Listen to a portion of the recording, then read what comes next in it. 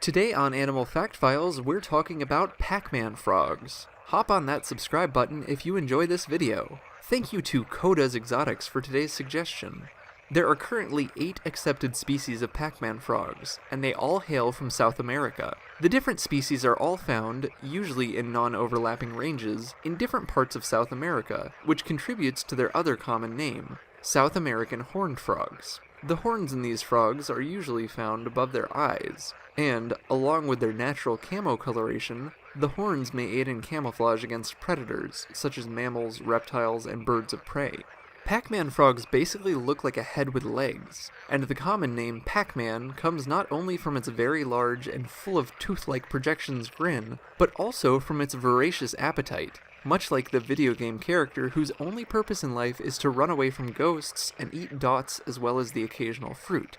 Pacman frogs are considered sit-and-wait predators. They'll burrow into the soil, leaving only their heads exposed. They've even been observed wiggling their toes to attract the attention of prey. Pacman frogs will eat pretty much anything that they can fit in their mouth. Their sticky tongues are perfectly designed for ensuring anything they want to eat ends up in their stomachs. A Pacman frog's tongue is so strong, the frog could theoretically hang from a ceiling by it. Of course, ceilings aren't exactly on the menu. Pacman frogs commonly dine on rats, mice, birds, lizards, arthropods, other frogs.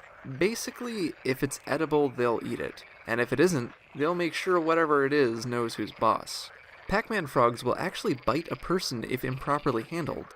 Pacman frogs are also generally quite round, and from their nose to their rear average about 3 inches in length, though the ladies have been known to double that. At about 2 to 3 years of age, Pacman frogs are ready to reproduce. They generally do so during rainy seasons, when temporary pools are filled with rainwater and act as perfect nurseries for frogs' young. Male Pacman frogs will make loud calls to attract the attention of females. The two will mate, and the male will position the fertilized eggs on the female's back so she can carry them to what she deems to be the perfect watering hole.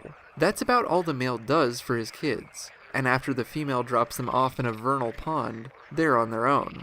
It takes anywhere from a few days to a few weeks for the tadpoles to hatch. As tadpoles, they'll eat arthropods, and even try to take bites out of each other. However, they're able to tell their siblings off when this happens. As far as has been recorded, Pacman frog tadpoles are the only tadpoles who can make vocalizations. They make these metallic-sounding squeaks when they're being attacked by a conspecific, likely to help prevent species death, and when they get touched by other objects in the water. Pacman frogs may live to be older than a decade, and those kept in captivity tend to live even longer. Pacman frogs tend to be nocturnal to avoid drying out during the heat of the day, and they're generally found in lowland forests and grasslands, where they have access to some form of moisture, either through the soil or temporary ponds. They likely spend most of their lives buried in dirt, which honestly doesn't sound like a bad way to live.